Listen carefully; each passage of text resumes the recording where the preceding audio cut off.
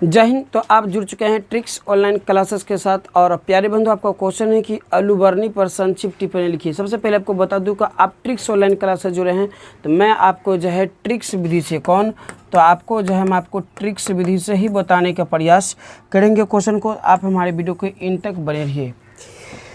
प्यारे बंधु, यदि अलूबर्नी की बात किया जाए, इनकी यदि जन्म की बात किया जाए, तो इनका जो जन्म हुआ था 4 दिसंबर आपको याद रखिएगा, 4 दिसंबर 973 ईस्वी को हुआ था। अब कहाँ पर यदि पूछेगा कहाँ पर पूछ दे कि कहाँ पर जिसका जन्म हुआ था, यदि अलूबर्नी के पूछ दे कि जन्म कहाँ हुआ था, तो आपको याद रखिएगा प्यारे बंधु, एक ग्राफ विधि से आपको हम समझा दो प्यारे बंधु, ठीक है नहीं, क्योंकि ट्रिक्स विधि से आप मेरी बातों को समझिए। यह जो है उज्बेकिस्तान,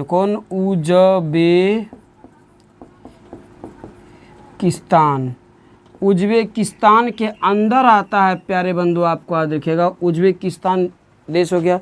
अब उज्बेकिस्तान के अंदर हो गया क्या, ख्वाजिम। क्या हो गया प्यारे बंधु? तो उज्बेकिस्तान के अंदर हो गया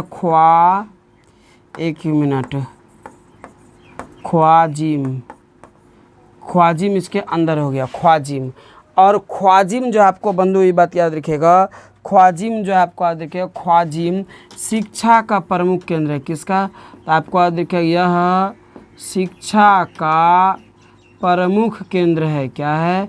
तो शिक्षा का प्रमुख केंद्र है प्यारे बंधु। आपको याद रखिएगा शिक्षा का प्रमुख केंद्र है। देखो ये वाला कट भी रहा है वहाँ पे बोर्ड पे, पे इस वाला पे देखो ये ठीक है, थोड़ा सा कट रहा है। चलो तो थोड़ा सा कट रहा है तो हम इधर घसका देते हैं।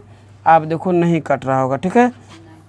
चलिए, तो क्वेश्चन था कि अलूबर्नी पर संक्षिप्त टिप्पणी लिखिए। आपको क्वेश्चन था प्यारे बंधुओं कि अलूबर्नी पर संक्षिप्त टिप्पणी लिखिए। प्यारे बंधु, आपको हम बता दूं कि अलूबर्नी के सबसे पहले जन्म की बात किया जाए तो इनका जन्म 4 दिसंबर 973 ईस्वी को हुआ था। कब हुआ था? तो 4 दिसंबर 973 ईस्वी को हुआ था। ओके, अब यदि इसको ग्राफ विधि से हम आपको समझाने के प्रयास कर रहे हैं, ठीक है ना, तो आपको याद रखिए कहाँ जन्म हुआ था। तो आपको याद रखिएगा उज्बेकिस्तान के अंदर। जैसे अब हम बता देते हैं, आप किसी देश के अंदर हैं तो देश के अंदर कौन सा राज्य में है, तो आप बिहार राज्य में हैं। अब बिहार राज्य के अंदर कौन सा ज़िले में है, तो आप अपना कोई ज़िला का नाम याद कर लीजिए।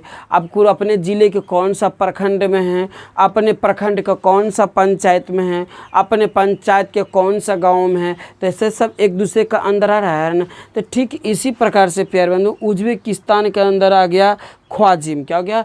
ख्वाजिम। अब ख्वाजिम जो है शिक्षा का प्रमुख केंद्र है। आपको याद रखिए ख्वाजिम क्या है, तो आपको याद रखिए ख्वाजिम जो है शिक्षा का प्रमुख केंद्र है। ख्वाजिम क्या है? तो ख्वाजिम शिक्षा का प्रमुख केंद्र है।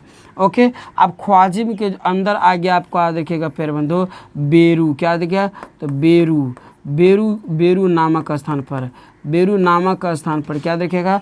तो बेरू नामक स्थान पर, ठीक है ना, स्थान पर क्या हुआ था? तो जन्म हुआ था। क्या हुआ था? तो आपको बंधु आपको याद रखिएगा जन्म हुआ था। कब इसकी बोले हम? तो हम अभी तुरंत बोले थे 4 दिसंबर। क्या बोले थे? जल्दी बोलिए। 4 दिसंबर 973 ईस्वी को। क्या बोले थे हम? तो 973 ईस्वी को हुआ था। यहाँ तक तो क्लियर? 973 ईस्वी को हुआ था, ठीक है। 73 ईस्वी आपको याद रखिएगा प्यारे बंधु। ये बात को ज़्यादातर समझिए। अलूबर्नी किसको? तो आपको याद रखिएगा प्यारे बंधु अलूबर्नी जी के जो जन्म हुआ था, अलूबर्नी जी का जन्म हुआ था 4 दिसंबर 973 ईस्वी को। अब कहाँ हुआ था? तो आपको हम क्या बोल दें कि वर्तमान में जो अभी कुछ जिसको हम उज्बेकिस्तान कहते हैं, वहीं पर हुआ। तो उज्बेकिस्तान का कौन सा जगह? तो ख्वाजिम। अब ख्वाजिम के अंदर क्या था? तो बेरू नामक स्थान पर इसका जन्म हुआ था।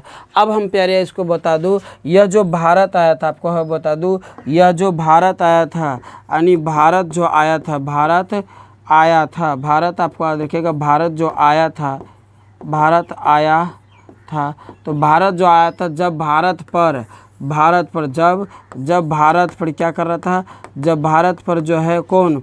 महमूद गजनी। जब यहाँ पर याद रखिएगा, जब ये बीच को यहाँ ध्यान से याद रखिएगा, जब भारत पर महमूद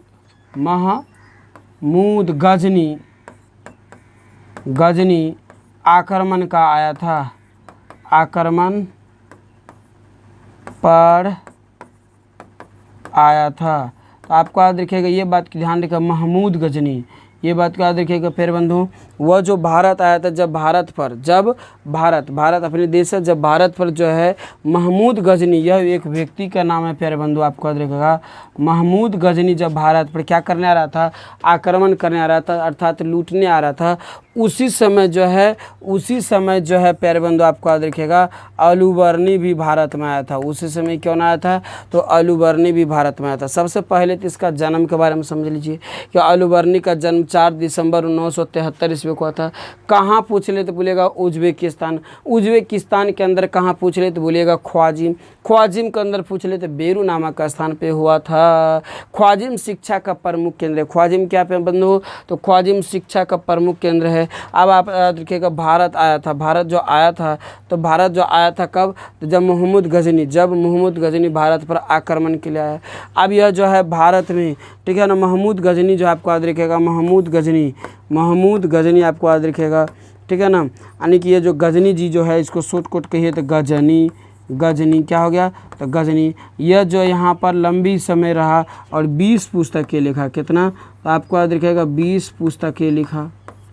कितने पुस्तकें लिखा था, तो 20 पुस्तकें लिखा था। कहाँ पर, तो भारत में। इसका प्रमुख पुस्तक की यदि बात किया जाए तो इसका प्रमुख पुस्तक था प्यारे बंधु, इसका यदि प्रमुख क्या बोले हम, इसकी यदि प्रमुख पुस्तक की बात किया जाए, पुस्तक, तो इसका प्रमुख पुस्तक है प्यारे बंधु, पहला आपको याद रखिएगा किताब, क्या है, किताब उल हिंद, क्या है, किताब उल हिंद आपको याद रखिएगा, उल हिंद, हिंदी, किताब उल हिंदी। और एक है कि तहकीक ए हिंदी, क्या है बंधु, तहकीक आपको याद रखिएगा,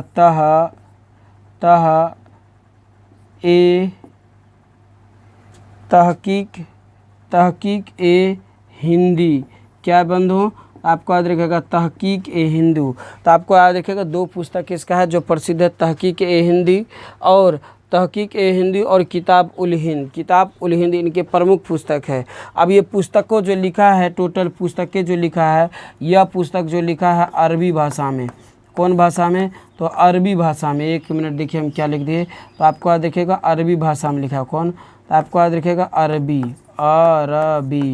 अरबी भाषा में लिखा है। भाषा की यदि बात करें बंधुओं, यह जो पुस्तक लिखा है अरबी भाषा में लिखा है। कौन सा भाषा में, अरबी भाषा में लिखा है। कौन पुस्तक, तो किताब उल हिंद और तहकीक ए हिंद, किताब उल हिंद तहकीक ए हिंद, किताब उल हिंद, बोलिए मेरे साथ बोलिए, किताब उल हिंद तहकीक ए हिंद, किताब उल हिंद तहकीक ए हिंद। कौन भाषा में, अरबी भाषा में। कितने पुस्तक, 20 पुस्तक। कितने पुस्तक, 20 पुस्तक। कहाँ लिखा है, भारत में। कहाँ लिखा है, भारत में। कब आया था, तो महमूद गजनी जब भारत पर आक्रमण करने आया था। अलूबर्नी भारत कब आया था, जब महमूद गजनी भारत पर आक्रमण करने आया था। अलूबर्नी कब भारत आया था, जब महमूद गजनी भारत पर आक्रमण करने आया था। अथवा महमूद गजनी भारत पर आक्रमण करने आया था। अब आपको याद रखिएगा, यह अलूबर्नी जी जो है आपको बंधु याद रखिएगा, यह कई भाषा जानते थे, यह कई भाषा को जानते थे, कई भाषा। जैसे पहला तो आपको याद रखिएगा संस्कृत, दूसरा आपको याद रखिएगा अरबी, अगला था फारसी, क्या था, फारसी, अगला था फारसी, क्या था बंधु, तो आपको याद रखिएगा फारसी, आपको याद रखिएगा फारसी, अगला था बंधु प्यारे बंधु फारसी। उसके बाद था हिब्रू, क्या था, तो हिब्रू आपको याद रखिएगा, ठीक है ना। फिर था कौन था, तो एशियाई, ऐसे कुछ देश था बंधु, ठीक है ना। तो क्या नाम था, आपको याद रखिएगा सीरियाई, क्या था, सीरियाई, क्या था, तो सीरियाई। ये इतना भाषा ये सब जानते थे, ये सब भाषा बंधु आपको याद रखिएगा, इतना भाषा जानते थे। और इनके ये जो पुस्तक लिखा था, ये अरबी भाषा में लिखा था। वो भाषा जो था संस्कृत, अरबी, फारसी, हिब्रू और उसके बाद क्या था, तो क्या था, सीरियाई। इतने भाषा के ज्ञाता थे। तो आपको याद रखिएगा प्यारे बंधु, मेन पॉइंट क्या आपको अलूबर्नी, अलूबर्नी के जन्म की बात करें तो 4 दिसंबर 973 ईस्वी का। अलूबर्नी के यदि जन्म की बात करें तो 4 दिसंबर 973 ईस्वी को हुआ था। कहाँ हुआ था? तो उज्बेकिस्तान। उज्बेकिस्तान के अंदर क्या था? ख्वाजिम। ख्वाजिम क्या है? तो शिक्षा के प्रमुख केंद्र है। वहाँ पर बेरू नामक, इसी वजह से जो है इनको अच्छा खासा शिक्षा मिला और ये पढ़ लिख कर अच्छा खासा यह विद्वान हुआ था बंधु। ठीक है, याद रखिएगा बंधु आपको। ठीक है, अब याद रखो भारत कब, तो यह 20 पुस्तक के लिखा। भारत में कितने पुस्तक? तो 20 पुस्तकें। उसमें कौन भाषा में? तो सब पुस्तकें अरबी भाषा में था। कौन भाषा में? अरबी भाषा में। पहला किताब था किताब उल हिंद और अगला था तहकीक ए हिंद। आपको भाषा, आपको यदि कौन कौन भाषा जानता था तो संस्कृत हो गया, अरबी हो गया, फारसी हो गया, हिब्रू हो गया और सीरियाई, इतनी भाषा के ज्ञाता थे। तो आपको फिर से बोलना क्या बंधु? अलूबर्नी देखा है अपन दीजिएगा, बोलेगा अलूबर्नी का जन्म वर्तमान उज्बेकिस्तान के ख्वाजिम नामक बेरू स्थान पर हुआ था। इनका जन्म 4 दिसंबर 973 ईस्वी को हुआ था। ठीक है, 973 ईस्वी को हुआ था। ठीक है, ख्वाजिम शिक्षा का एक प्रमुख केंद्र है, इसलिए इन्हें अच्छे खासा शिक्षा के ज्ञान होने के कारण यह एक विद्वान के रूप में साबित हुआ। ठीक है, इन्होंने भारत में लंबे समय तक रहा। यह भारत तब आया था जब अलूबर्नी महमूद गजनी जब भारत पर आक्रमण करने आ रहे थे।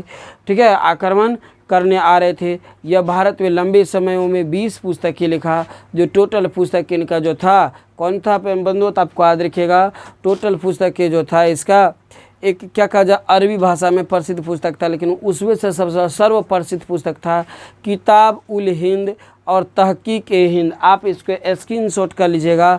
फिर उसके बाद फिर आपको मिलते हैं अगले वीडियो में अगले क्वेश्चन को, और इसी प्रकार के ट्रिक से आप चैनल को सब्सक्राइब, लाइक, शेयर और कर दीजिएगा जरूर। मिलते हैं अगले वीडियो में। यहाँ तक के लिए सभी को जय हिंद, जय भारत। कि बोध संगीतियाँ क्यों बुलाई गई? चतुर्थ बोध संगीतियाँ का महत्व कीजिए। तो आपको याद रखिएगा प्यारे बंधु, सबसे पहले आवाज़ याद रखिएगा कि बोध संगीतियाँ का मतलब क्या होता है। बोध संगीतियाँ का मतलब क्या होता है, जिसको हम लोग वर्तमान में सत्संग कहते हैं, प्रवचन कहते हैं। सब धर्म का लोग अपने अपने अनुसार सत्संग या प्रवचन करते हैं। उसी प्रकार जो है बोध संगीतियाँ को उपदेश का, किसको, यानी कि बोध संगीतियाँ का तात्पर्य है, बोध संगीतियाँ का तात्पर्य है प्यारे बंधुओं, आपको याद रखिएगा, बोध संगीतियाँ का तात्पर्य है धर्म से। किससे? तो धर्म, क्या याद रखिएगा, तो धर्म आपको याद रखिएगा, धर्म से। किससे? तो धर्म से, जाति से, ठीक है, उपदेश से, ज्ञान से, ठीक है ना, का प्रचार करना है। बच्चा का प्रचार क्या करना है? तो इसका जो है प्रचार करना है। क्या करना है? प्रचार प्रसार। ठीक है, प्रचार प्रसार आपको याद रखेगा, प्रचार प्रसार करना। मेरी बात को समझिए। बोध संगीतियाँ का यदि तात्पर्य कहा जाए तो धर्म का, जाति का, उपदेश का, ज्ञान का, मतलब कर्तव्य का, ठीक है ना, कर्म का क्या होता है, क्या गुण है, क्या अवगुण है, इनका प्रचार प्रसार करना है। क्या कहलाया? तो बोध संगीतियाँ कहलाया। क्या कहलाया? बोध संगीतियाँ कहलाया। अब देखिए चतुर्थ बोध संगीतियाँ जो हुआ था प्यारे बंधु, आपको देखिएगा, इसका चतुर्थ बोध संगीतियाँ का यदि समय की बात किया जाए तो चतुर्थ बोध संगीतियाँ के समय की यदि बात किया जाए तो चतुर्थ बोध संगीतियाँ जो है यह प्रथम ईस्वी में हुआ था। कब? तो आपको याद रखिएगा बंधु, प्रथम ईसा बोध, इससे पहले जो था, यानी कि इसका 4 संगीतियाँ बुलाई गई। बोध संगीतियाँ कितने? तो बोध संगीतियाँ जो बुलाए गए, आपको याद रखिएगा, बोध संगीतियाँ जो हुआ अभी तक में वो कुल 4 संगीतियाँ हुआ, कुल 4 संगीतियाँ हुआ है।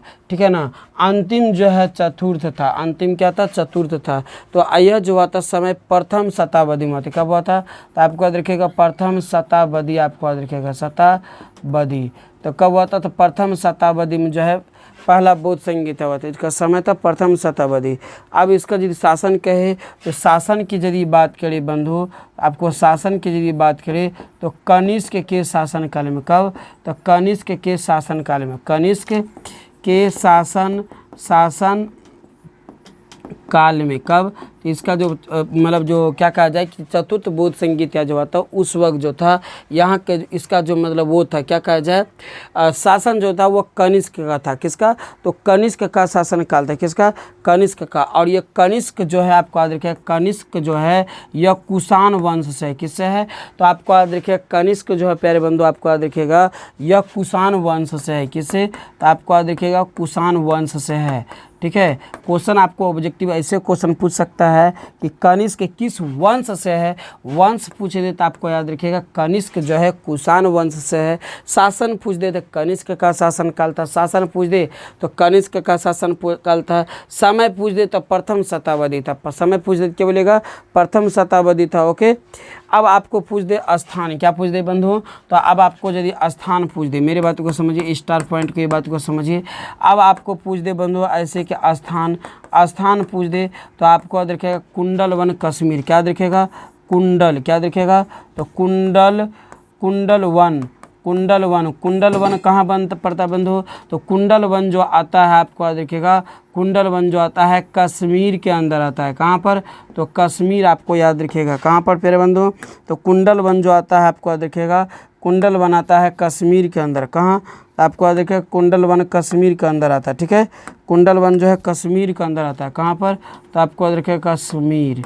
ठीक है, कुंडल वन कहाँ आता है? तो आपको देखो कुंडल वन जो आता है बंधु कश्मीर के अंदर आता है। कश्मीर में ही चतुर्थ बोध संगीतियाँ बुलाई गई थी। कश्मीर में ही चतुर्थ बोध संगीतियाँ बुलाई गई थी। और इस वक्त जो मतलब समय की बात करें तो प्रथम शताब्दी देखा था, प्रथम शताब्दी। अब शासन की बात करें तो शासन जो था कनिष्क शासन था। किसका? कनिष्क का। कनिष्क जो है किस वंश से था? तो आपको याद रखिए कनिष्क जो है बंधु आपका कुषाण वंश से था। कनिष्क कौन वंश था? तो कनिष्क जो है कुषाण वंश से था। कनिष्क किस वंश से था? तो कनिष्क जो है कुषाण वंश से था। ठीक है ना, यानी कि कौन संगीतियाँ? तो यह जो हुआ था चतुर्थ संगीतियाँ हुआ था। ठीक है ना, यह जो हुआ था आपको याद रखिएगा चतुर्थ संगीतियाँ हुआ था। कौन? तो आपको याद रखिएगा चतुर्थ संगीतियाँ हुआ था। ओके, मतलब मेरी बात को याद रखिएगा, यह जो हुआ था चतुर्थ बोध संगीतियाँ हुआ था। ठीक है ना, किसका? तो बोध संगीत का। ठीक है ना, बोध संगीत का। यहाँ तक क्लियर? अब हमारी बातों को समझिए, आपको करना क्या है कि बौद्ध धर्म के चतुर्थ संगीतिया देखा है अपन दीजिएगा, बोलिएगा बौद्ध धर्म। अब आपको ये देखिए यह जो संगीतिया हुआ था, ठीक है ना, तो महापरिनिर्वाण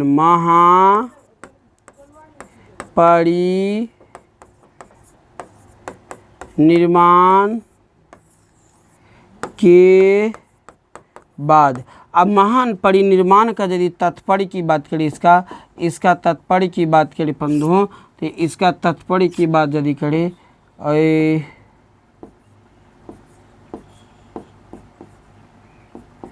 इसका तात्पर्य की बात करें तो मृत्यु के बाद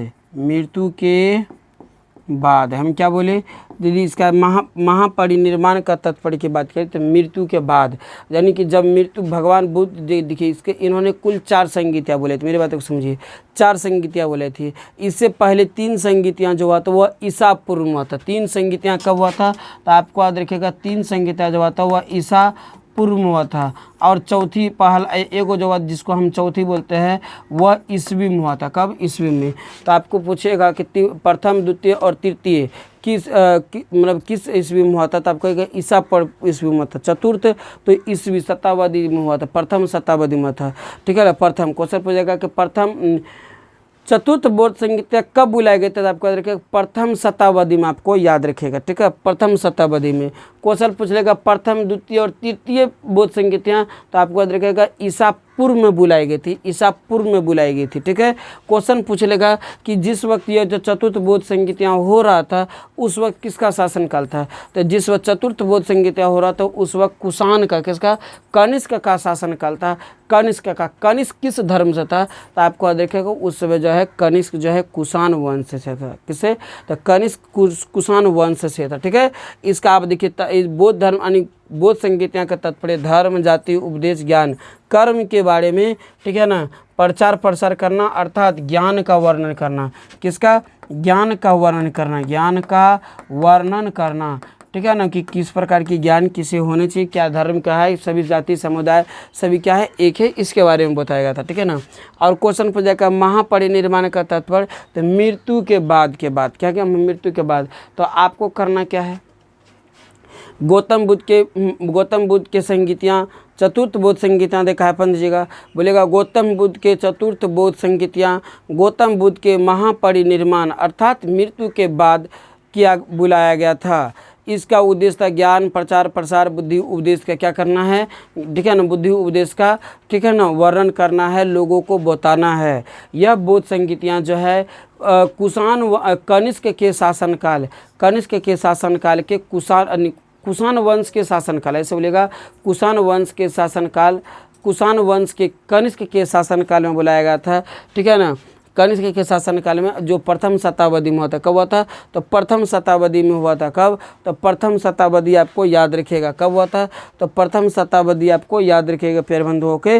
अब आपको देखिए स्थान पूछ ले तो स्थान बोलिएगा कुंडलवन कश्मीर, कुंडलवन कश्मीर आपको याद रखिएगा, ठीक है। तो आपको फिर से हम बता दूं कि एक बार आंसर कैसे लिखेगा कि गौतम बुद्ध की चतुर्थ बोध संगीतियाँ देखा है पंत जी का, बोलेगा गौतम बुद्ध की चतुर्थ बोध संगीतियाँ, गौतम बुद्ध की चतुर्थ बोध संगीतियाँ महापरिनिर्वाण के बाद अर्थात मृत्यु के बाद कुंडलवन कश्मीर में बुलाया गया था। इस वक्त यहाँ के शासक कनिष्क थे जो कुषाण वंश से संबंधित थे। यह चतुर्थ बौद्ध संगीतियाँ ईसा पूर्व के थी प्रथम शताब्दी में बुलाया गया था, प्रथम शताब्दी में बुलाया गया था, ठीक है। क्या इस प्रकार के बातों के लिए इसका मुख्य उद्देश्य ज्ञान उपदेश और बुद्धि विचार को क्या करना है, मतलब प्रचार प्रसार करना है। तो क्या आप प्यारे बंधु लिख पाइएगा, आप इसके स्क्रीनशॉट कर लीजिएगा, स्क्रीनशॉट कर लीजिएगा जल्दी से तेज़ी में। चलिए स्क्रीनशॉट कर लिए होंगे और इसी प्रकार के ट्रिक्स विधि से और क्लास को करने के लिए आप मेरे चैनल को सब्सक्राइब कर दीजिए, लाइक कर दीजिए, कॉमेंट शेयर जरूर कीजिए। मिलते हैं अगले वीडियो में, यहाँ तक के लिए सभी को जय हिंद जय भारत।